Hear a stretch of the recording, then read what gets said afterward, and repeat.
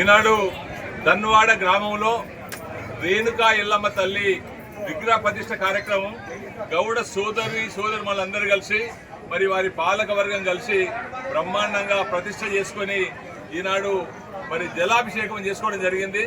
మరి ఇది ముఖ్యంగా నా సొంత గ్రామం. మరి వీరందరూ కూడా మంచి మంచి వస్త్రధారంతో భక్తి శ్రద్ధతో వచ్చి ఈనాడు మంగళహారతితో జలాభిషేకం చేయడం జరిగింది. మరి నేను రేణుకా ఎల్లమ్మ తల్లిని కోరుతా ఉన్నా వీరందరినీ గ్రామస్తులందరినీ కూడా మరి ముఖ్యంగా గౌడ సోదరులని గ్రామస్తులందరినీ కూడా క్షేమంగా ఆ రేణుకా ఎల్లమ్మ తల్లి మరి ఆరోగ్యంగా ఐశ్వర్యంగా మరి నిరంతరం చెందాలని చెప్పి నేను మనస్ఫూర్తిగా ఆ దేవి ఆశీస్సులు ఉండాలని చెప్పి కోరుతా ఉన్నా.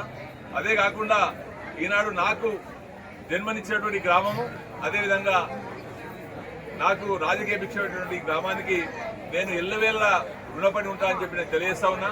ముఖ్యంగా నేను ఈ గ్రామానికి ఎంత సేవ చేసినా తక్కువనే కనుక నేను చాలా చేసే తక్కువ.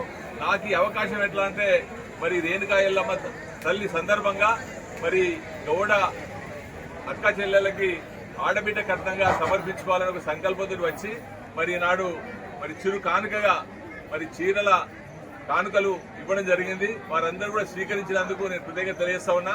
అదేవిధంగా మరి గౌడ సంఘం అధ్యక్షుడు చీటూరి రాయలింగ్ గారు, అదేవిధంగా గౌడ ఈ టెంపుల్ చైర్మన్ మారవ రాజీవ్ గారు, ప్రధాన కార్యదర్శి మరి కారంగల వెంకటరాజన్ గారు, రవి గారు, మార్క రవి గారు అందరు కష్టపడి మరి బ్రహ్మాండంగా ఈ గుడిని మరి నిర్మాణం చేసి శ్రమ కోర్చి మరి నిర్మాణం చేసి ఈ గ్రామానికి ఒక మంచి వెలుగులు తీసుకొచ్చినటువంటి గౌడ సోదరులందరికీ ఈ